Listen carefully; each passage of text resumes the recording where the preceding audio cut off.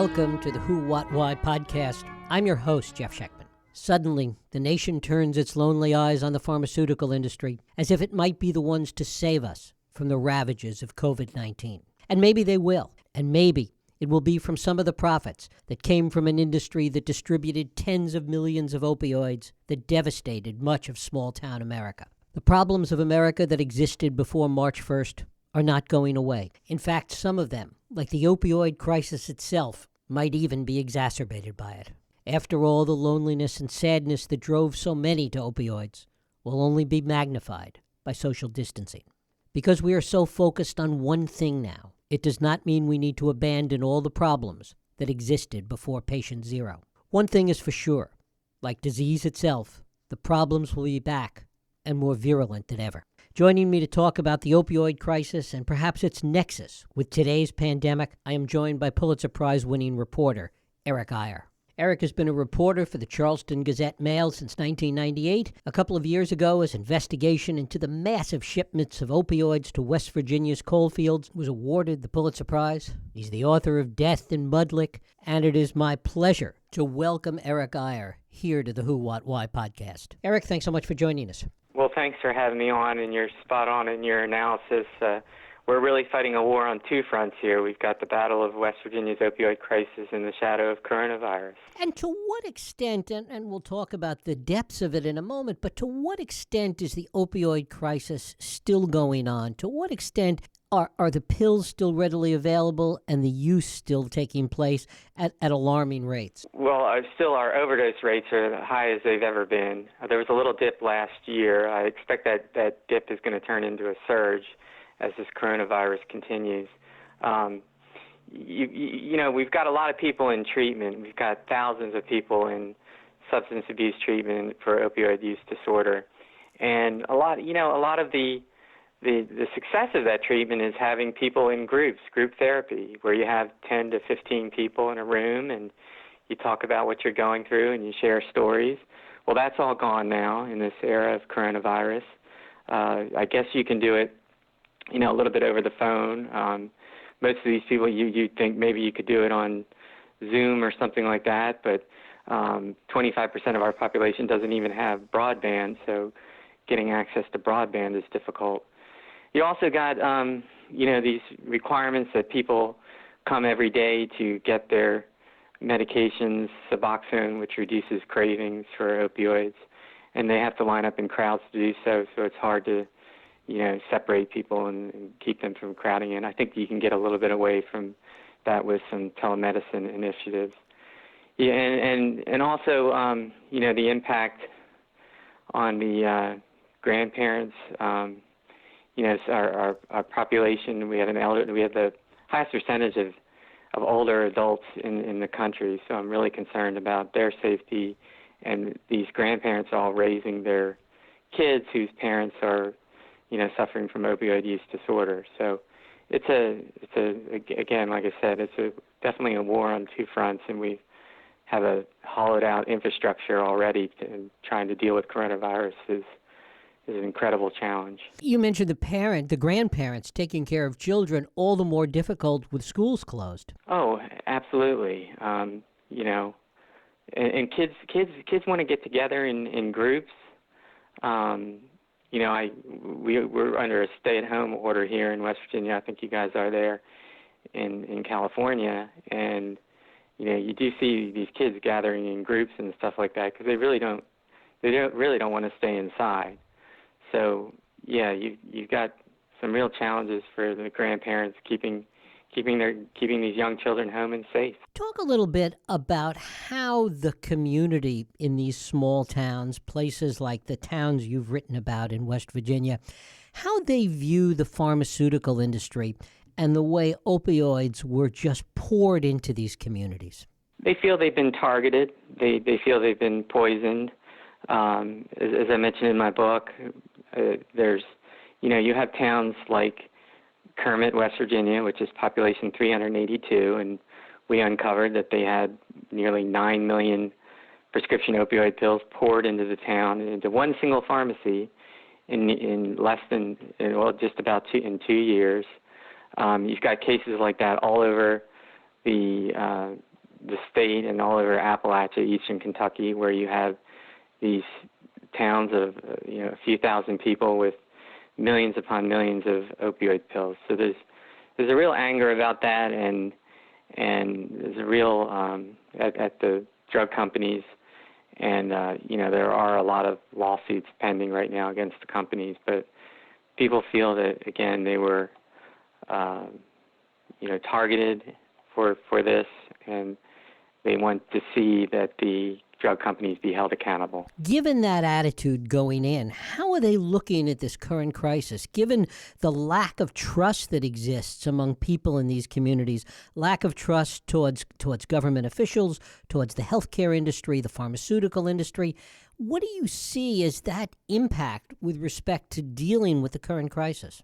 Well, yeah, I mean, there's certainly a lack of trust of the medical community as well, because a lot of these pills were distributed by pain pill clinics where they had some shady doctors and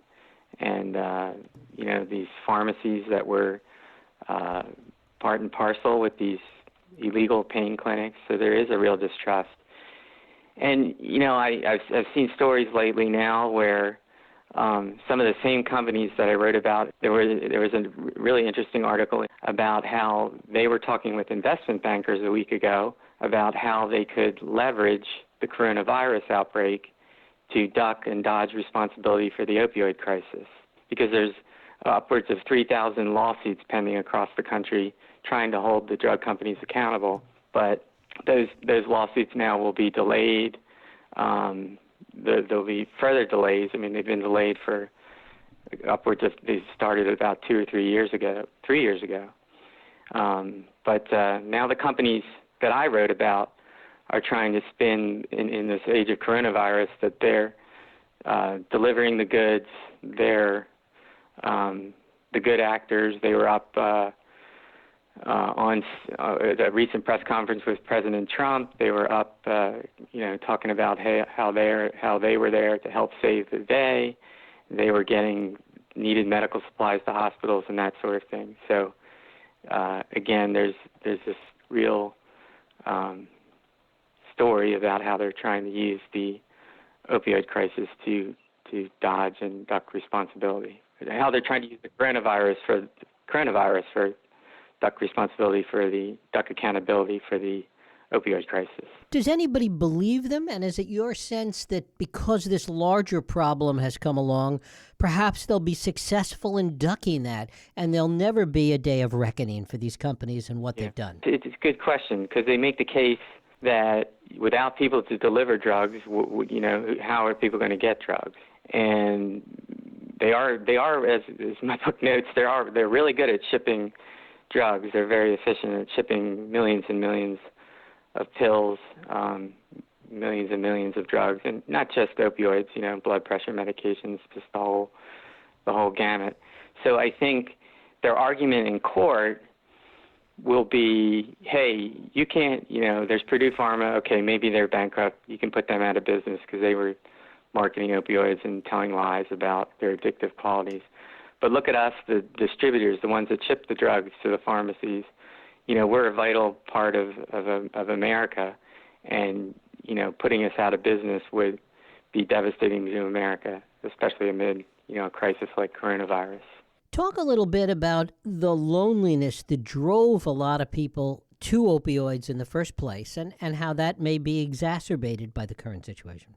Yeah, I mean, it's a really good point. There is a feeling of isolation here.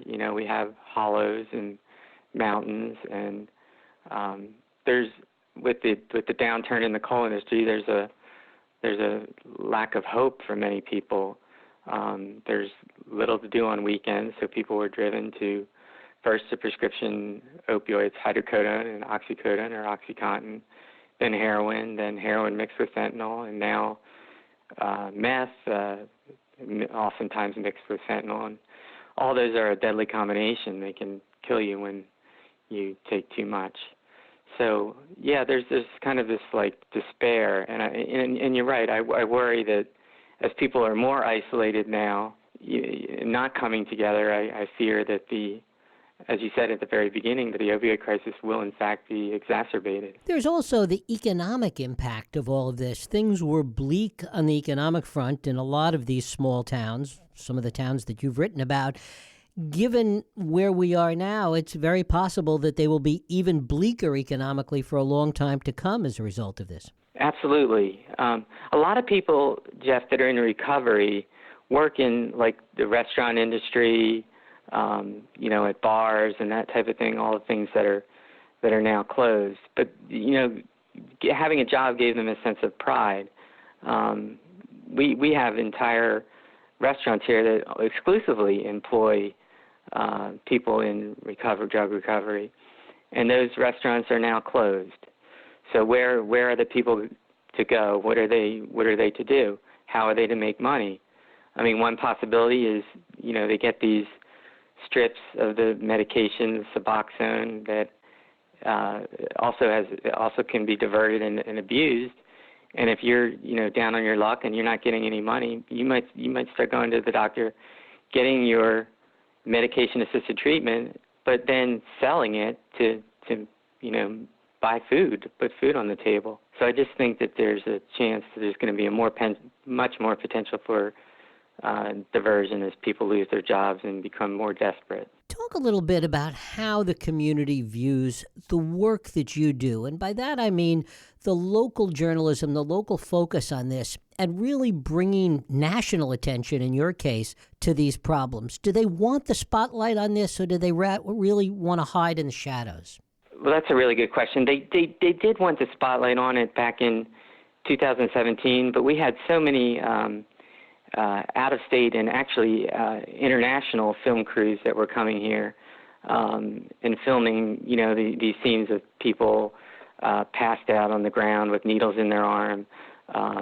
There were so many documentaries. I can't count the number of documentarians that were here.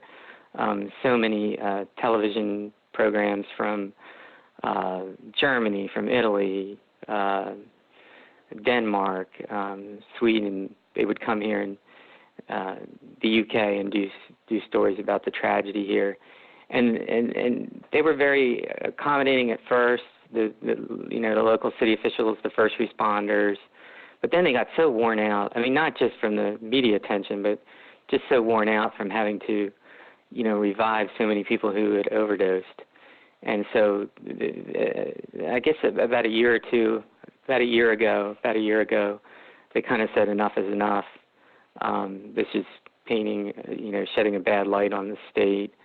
Nobody's going to want to come to a place that's struggling with so many of these problems where people are dying left and right of drug overdoses. So they've been a lot more resistant to that in the national and international attention. Tell us a little bit about the political leadership in these small communities. A lot of them act like now that they didn't know what was going on back then, and that's pretty hard to believe. You've got a real mix. I mean, you've got some people that are really out in the forefront with really good intentions. Just giving an example, there was talk at the settlement with all these lawsuits that they'd settle, for upwards of $50 billion. And of course, many of us would like to see that money go towards opioid use disorder treatment, some residential facilities, some bricks and mortar, increased treatment programs and the like. But the way they had it settlement structured is that the cities and counties could do whatever, and towns could do whatever they wanted to do with the money that they got from the settlement. So if they wanted to buy a trash truck or make a new basketball court or build a new basketball court in town, they could use the money for that instead of using the money from where it really should be put. You mentioned to me before we started was that the coal mines right now are still open. There's people still working in them. Talk about that. Yeah, they listed that as an essential business along with supermarkets and of course gun stores are listed as essential. I mean, I worry about that, but I did talk to a friend the other day that he thought that most of the mining companies were taking this seriously and they weren't going to put coal miners in harm's way. especially the ones working underground. Now, there's other methods of mining, mountaintop removal and the like, so there'd be less of a chance that you would get, the disease would spread. But we're very fortunate right now. We have just 2 deaths to coronavirus in the entire state. Of course, like everywhere, we've had a lack of adequate testing. We've identified over, I think, about 200 coronavirus cases now. But I do worry that we tend to be at the back end of a lot of things that go on in the country. So I worry that over time, while the curve starts decreasing in places like California and New York, that we'll have an increase. And again, as I said, our infrastructure for handling that, our rural hospitals have been closing. I worry that we're going to be hit with this for a long time moving forward. What is the attitude as people hear about all the deaths from coronavirus and the possibility of death coming to West Virginia, given the deaths that everybody has suffered as a result of the opioid crisis? Does it have a different perspective? There was a feeling that certain people got themselves into this, that addicts shouldn't have the same rights as everybody else. I mean, this coronavirus, it's hitting everybody, rich and poor, old, but also some young. So I don't think there's any kind of different attitude. I just think it's like you're running a marathon. You're getting near the finish line. We were finally turning a corner on the opioid crisis and moving in a positive direction. And then all of a sudden you're hit by this new wave, this new tsunami coming in, and I'm fearful that we're going to be right back to where we were, and that's losing upwards of 1,000 people every year in a small state of 1.8 million to opioids. Is it as easy for the population to get opioids there today? No, there's much more restrictions. Prescriptions have been tightened up. You can't get your 90-day supply of OxyContin anymore.